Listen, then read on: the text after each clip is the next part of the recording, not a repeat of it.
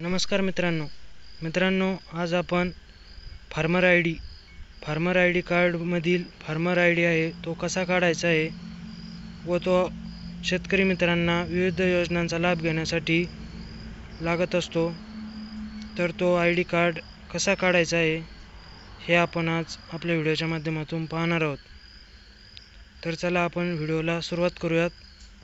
सर्वप्रथम आपल्याला क्रोम ब्राउझरमध्ये यायचे आहे व इथे सर्च बॉक्समध्ये क्लिक करायचे आहे व इथे ॲग्रिस्टेक असे सर्च करायचे आहे आणि आपल्याला इथे फर्स्ट वेबसाईट दिसत आहे. त्या फर्स्ट वेबसाईटवर आपल्याला क्लिक करायचे आहे फार्मर रजिस्ट्री.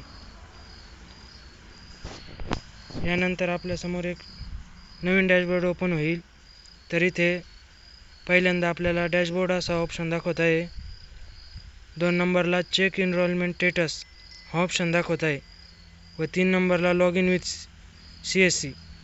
तर यामधील आपल्याला 2 नंबरचा ऑप्शन म्हणजेच चेक एनरोलमेंट स्टेटस यावर आपल्याला क्लिक करायचे आहे. यानंतर आपल्यासमोर नवीन विंडो ओपन झाली आहे.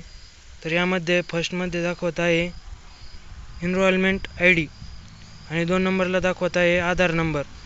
तर एनरोलमेंट ID म्हणजे काय, ज्यावेळेस आपण CSC केंद्रामध्ये फार्मर ID बनवण्यासाठी ऑनलाईन ॲप्लिकेशन केले होते व त्याची जी आपल्याला CSC धारकाने ऑनलाईन प्रिंट दिली होती हार्ड कॉपी, त्यामध्ये आपल्याला एक्नॉलेजमेंट नंबर म्हणून एक दिसत असेल टिप.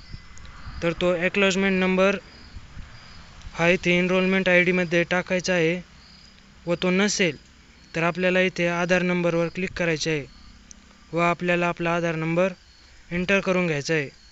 तर मी इथे आधार नंबरच टाकत आहे.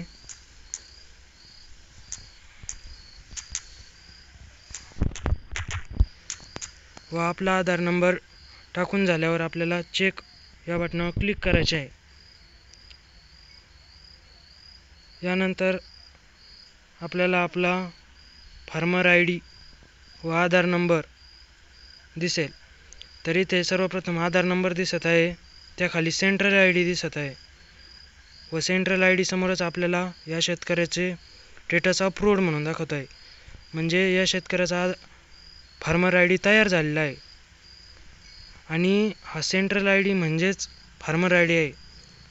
तर शासनाने आत्तापर्यंत कळवल्याप्रमाणे सेंट्रल ID हाच फार्मर ID आहे व जेव्हा कधी फार्मर ID कार्ड ते वाटप करणार आहेत त्यावेळेस हा सेंट्रल ID म्हणजेच आपला फार्मर ID म्हणून त्यावर टाईप होऊन येणार आहे.